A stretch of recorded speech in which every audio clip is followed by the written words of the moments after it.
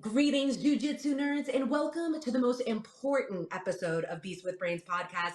It is with the pound for pound legend himself, Marcelo Garcia, and he is making his big return to the competition mats after nearly 14 years. So the Jiu-Jitsu world was turned upside down, and on January 24th in Bangkok, Thailand for ONE 170, Marcelo will step back into the spotlight with a super match against the leg lock icon himself, Masakazu Imanari. It is going to be such a big return. I know the jiu-jitsu world was absolutely freaking out. To give them a little bit of a timeline, November 11th, 2024, ONE Championship puts on Instagram that you're going to be making a return with their promotion. So on December 4th, they announced who your opponent was. But I'm so curious, in that time period where it wasn't clear who you would be fighting against, were there other options, and how did you get to the point where Imanari was the right one? Or was it immediately offered as Imanari and you were like, okay, I'm taking that fight? Um, I was almost like going against Shinya Yoki. That was kind of like the first option, but then we took a little longer to set the details of the contract, and then he ended up like matching him with somebody else.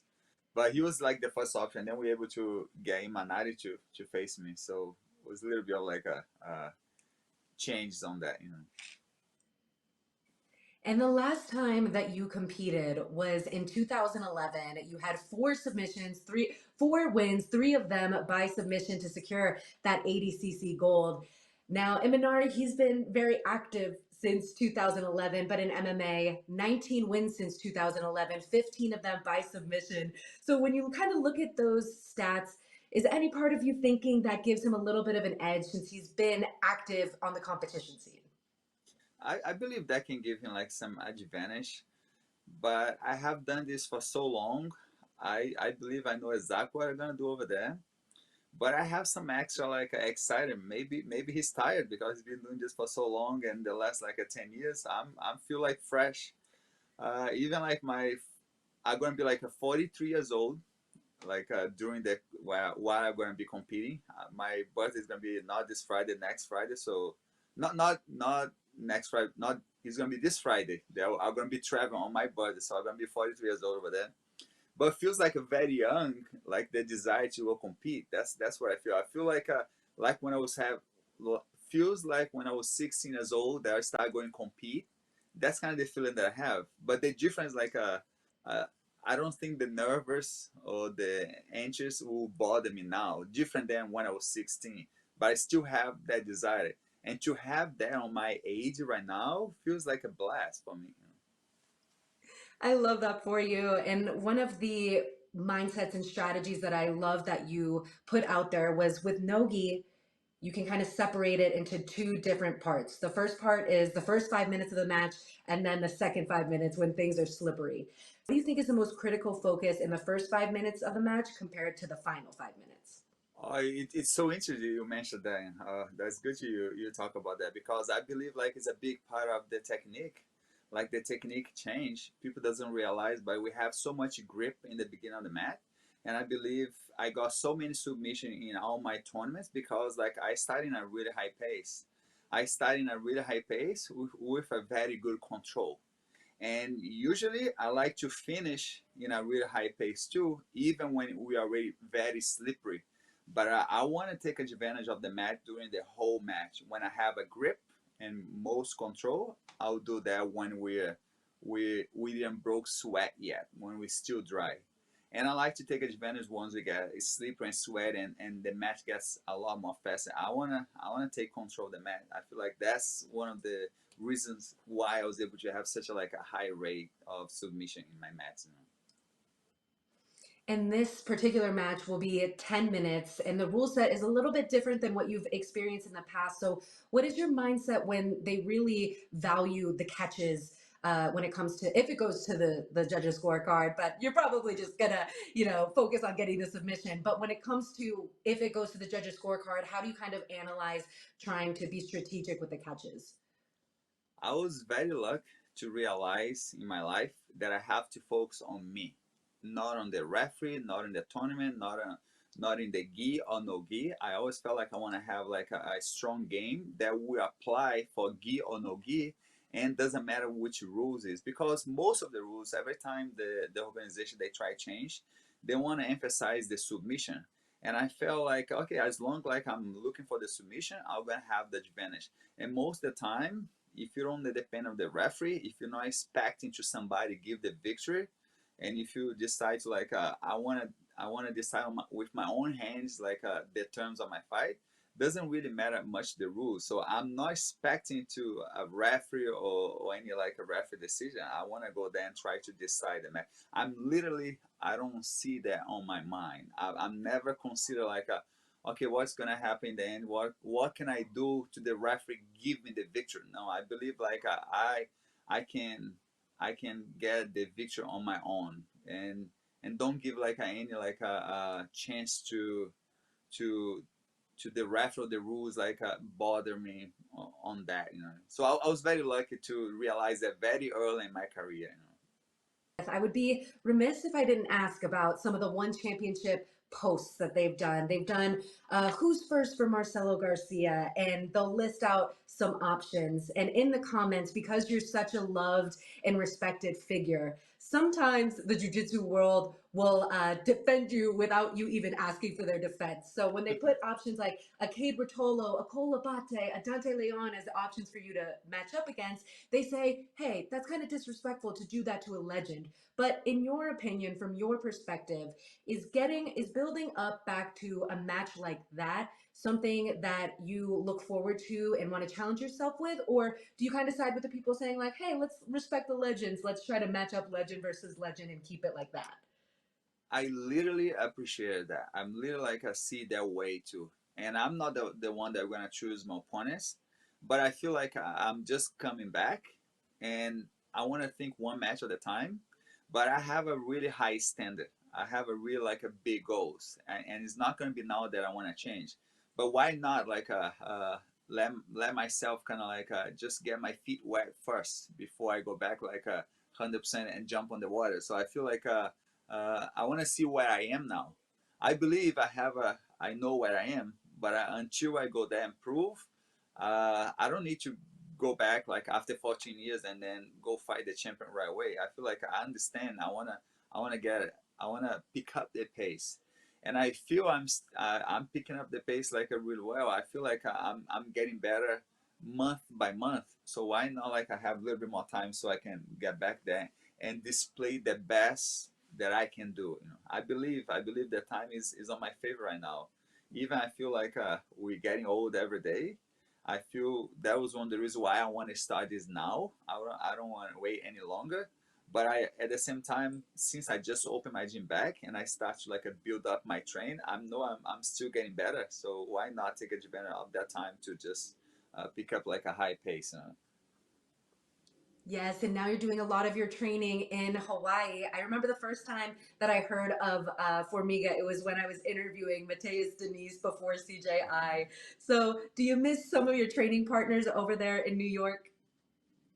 I definitely miss my old students because it's like a old friends, family.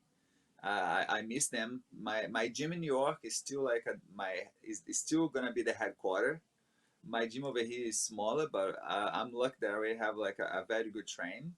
But obviously, like I miss my old training partner. That's why I still go visit over there. But I'm just happy that with 2 months of the gym open, I already have like a really good train for this match. So I'm really appreciate that. But I miss everybody every day. You know. Yeah, I stopped by your gym in New York when I visited, and it is such a beautiful facility. But I'm going to have to put Hawaii on the to do list next, of course. Now, I want to take a trip down memory lane because one of the most, I guess, iconic moments in jiu-jitsu was when you faced off with Rico Rodriguez, and there was an intense slam. And you'll see in the comments, a lot of people were saying things like, well, why did the match pause? If that's illegal, why wasn't he disqualified? And there's confusion with sometimes the rules. But when you look at the ADCC rules, slamming is allowed only if you are in a locked submission and you only had the seatbelt. So when you were on his back and you had the seatbelt, were you completely caught off guard that he did what he did? Because, or did you kind of feel his momentum and you're like, all right, here we go? It's funny you remember that because like I was literally uh, went over like my first overtime. That was the first time that I went to overtime in ADCC. So it was a little bit longer than I was used to. So when I was able to score like on that match, when I make to his back and put the hooks, I was literally resting my head on his back. I was literally like, okay, now after so long, I was able to score the point. I know I was kind of dominant the match before, but I wasn't able to score. So I would still feel like behind. It can go either way. I don't want one more time. I don't want to let the referee decide the match to me. So finally, when I make to his back, I was literally resting my back on his back, resting my head on his back. And when I went and I got a slam, oh, that was really surprised. I was not expecting that at all. And to people understand like how much pain I felt, you know, when you lose the wind and you get hit like on your stomach, I felt like my whole chest was burned. I felt like I got hit by a truck, but I didn't know if I have like a fracture, like maybe my sternum or maybe a ribs or even worse, maybe something on my spine. But after like a 5 seconds, the wind went back and I was able to breathe again. And I was like, oh, I guess it's just like the wind out of me. So felt like really strong. And then obviously I felt like a little bit of like, okay, now I want a revenge. And I'm glad they're able to return because they could have disqualified him. And unfortunately, I wouldn't have the same like ending to me getting the submission. So I'm glad they didn't disqualify him because that was something I was not allowed to. I think the referees got a little bit like off guard. They didn't know what to do, so they just restarted in kind of like a awkward position. But I'm glad they let Yeah. us go back from that. You know. Then you returned the favor with a heel hook, but when he tapped, you immediately let go. And people in the comments are saying things like, well, after that slam, I think anybody else would have really just cranked on that knee, but he tapped and you immediately let go. So you even mentioned yourself revenge, but you didn't take it too far. Do you remember that being like a conscious thing? Like you didn't actually want to hurt him, but getting the submission in itself was the revenge. I feel very strong like when I compete. When I say feel very strong, like whatever my opponent do to me, I try to do to him. I don't want to like stay behind in any moment. But also I have the I believe I have a self control. What I'm trying to say, like getting the win, that's like the most that I need to. So I don't need to do anything more than that. So as long like I can finish like good. When I say good, like there's not much better way to end a match without besides submit your opponent. And I think I did that. I was definitely like, satisfied with that. I don't have to hold anything out of that. You know what I mean? It's always such a treat to be able to watch your jujitsu. It's such an inspiration for so many people. I know you ended up taking some time to spend more time with your kids, and I think that is such a beautiful thing. From the parent perspective, what has been your favorite part about watching your kids develop? Uh, I feel like I got so much from my parents. They give me everything I have. But at the same time, now I feel like I have options to give more. My parents they give like so much love to me, but today I want to give like all the opportunities that my kids can have. When I say opportunities, I'm talking about like I want to give them all the options so they can choose whatever they want to do. And growing up, I have all the love from my parents, but I didn't have many options what I want to do to my future. So I didn't have that growing up in a really small town.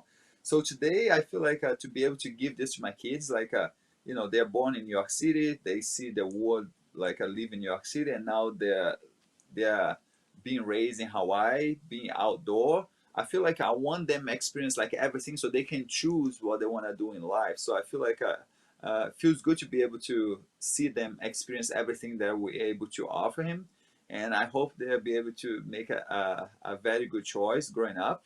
And I just want them to be happy, and healthy. Of course, that's what we want.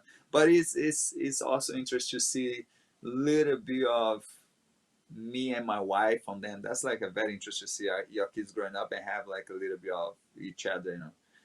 Sometimes like not a best quality. Sometimes sometimes they can be a little bit stubborn. You know what I mean? And I can see myself a lot on that. And will they be there at 170? Do you like to travel with them when you're, preparing for matches? Look, that's what I have done all this time. We have traveled a lot. Every time I have a chance, we go out. You know, they love going to Disney, but now was part of like the whole deal is like, okay, I'm going to compete and my kids are going to be able to see me compete, and not just like through the TV, but they're going to be able to go there live. And I never been in Thailand. If there was one place in the world that I wish to visit, if I could choose, was Thailand. I don't think Thailand was on the bucket list of my kids, but like to be able to like get what I want and also like, introduce like a talent to my kid, I feel like it would be awesome. I mean, to them see me compete and then they experience like a different culture. You know, it was my favorite place, but I never thought about Thailand. So it would be very interesting to let them watch me compete live in a big show like One Championship. So it's a dream come true for sure. You know? I'm so excited for you, and I hope you extend the stay. I've heard amazing things about Thailand, but Bangkok especially. So that is going to be an absolute dream. And I know how much you value life and experiences. And it really put it into perspective when you had the scare with cancer and you battled through that. What is your piece of advice for people taking care of themselves? Um, you know, I always felt myself very strong in many different ways, and at the same time, I felt strong. Like, oh, I'll never get sick. I'll never feel sick. I can go over this cold. I can go over this flu. Or I'll never gonna get there. I'll be fine. But I was lucky to feel their way, but also like I felt responsible too. So maybe if I don't have my kid, I would never have been going to a doctor because I felt like, oh, I'm strong. I don't have to go to the doctor. I'll be fine. I'll get better in a week or two.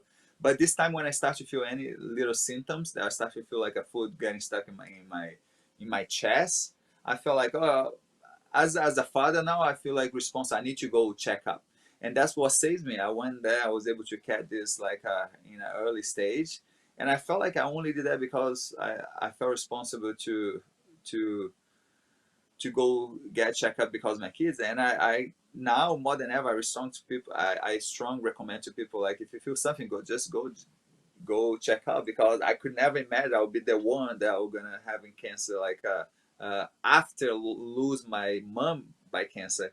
Even that we don't have no blood relation. My mom adopted me like when I was a baby. So I thought like, oh, what is the chance that happened to me? You know, I mean, I felt that never could happen, but at the same time, I felt responsible, especially in the last few years that things that get a little bit easier with the kids, they're getting older, they're getting big, and I felt like, okay, I need to take care of myself. So I was always doing like a checkup every year. I was doing checkup like even 6 months before. I was doing some ultrasound, and they don't find anything because I did ultrasound because like I ended up getting like a kidney stone before, you know what I mean, and I was on top of that, so I was very lucky, you know. But I wouldn't have done that if it was just by myself. I feel like I did that because I felt responsibility to do that for my kids. Okay, let me make sure like I'm feeling all right. You know? And it all just started with noticing the pressure on your chest, getting it checked out, and luckily finding everything so early. So that is just so important because we need Marcelo Garcia around to continue growing the sport, which I know is such a big priority for you. And a big reason why you're coming back to the competition scene. I know you recently experienced CJI, Craig Jones Invitational, who I asked Craig before this, I was like, do you have any questions for Marcelo? And he says, I have no questions. Just tell him that you are the man and good luck in one. So can you tell me about the experience you had at the Craig Jones Invitational and whether or not when you were coming up in jiu-jitsu that you thought it would grow to an event of that status and how entertaining it was? My experience like was just as a coach to go there coach my students Mateos, and to see him have the opportunity to fight for $1 million. Oh, that was huge. That was blow my mind. Like I don't think I can describe like for myself what is to be able to see this and to be that close to have a students to be able to make a million because I know the potential of Mateos. Obviously, he ended up winning that, but like it was huge to me, and obviously it makes you feel like, oh, I wish like I could fight for $1 million. That would be like definitely help like any family, you know what I mean, who come handy, you know what I mean. And to be able to see this in this life, you know, I mean, was amazing, you know, for sure. A lot of people were surprised that after such a crazy stack division that we had under 80 kilograms, that Craig switched into team format. What was your reaction to that? Do you like team jujitsu? Oh, I don't really realize that if that's what he did. I heard a little bit of that, but I don't know like how that is gonna play. But I was just happy that he make like a division close to my division, you know what I mean? Because 80 kilos, I don't know if people realize that that's the division that I compete my entire life. And I think there's a reason for that. I feel like a middleweight is always like a very stacked division. And I think it's because I have to give a try to ourselves because our division we always like put like a good fights, and I think everybody saw that, you know what I mean? So I just wish we would just continue at least to our division. I'm not sure if that's what he's gonna do. I don't know how it's gonna be the division. Now he just mentioned that like about the team, and I heard about the team, but I don't know about the weight division what he's gonna do.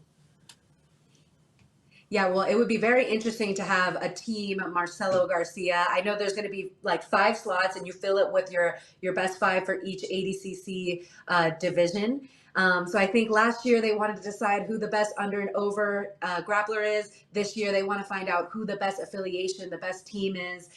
So that's the scenario that they're running with. But in the meantime, you have your own match to focus on January 24th, and we are absolutely over the moon to experience it. I did ask my audience if they have any questions for you, so I'm going to ask some fan questions. This one is from Jiu-Jitsu is Life, Don Sabin. Sabin, what move or movement was the hardest for you to learn in Jiu-Jitsu? I believe it was my first one, and my first was the triangle. I don't know why, but like a triangle was the first move that I learned. And when I say learn, I'm not talking about like the first time that I step on the mat and somebody showed me like a takedown or maybe like arm bar.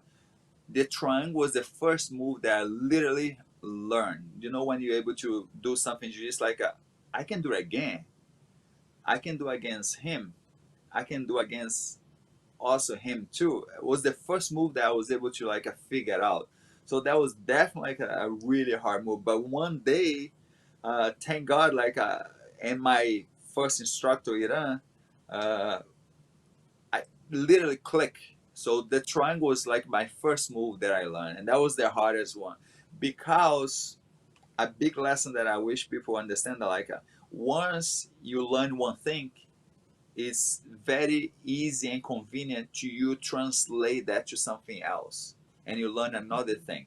So my first move was the hardest one to learn, and I finally like figured that out like as a blue belt. Took a little while. It wasn't that quick. Wasn't the first month. Took a good like a year and a half to learn my first move.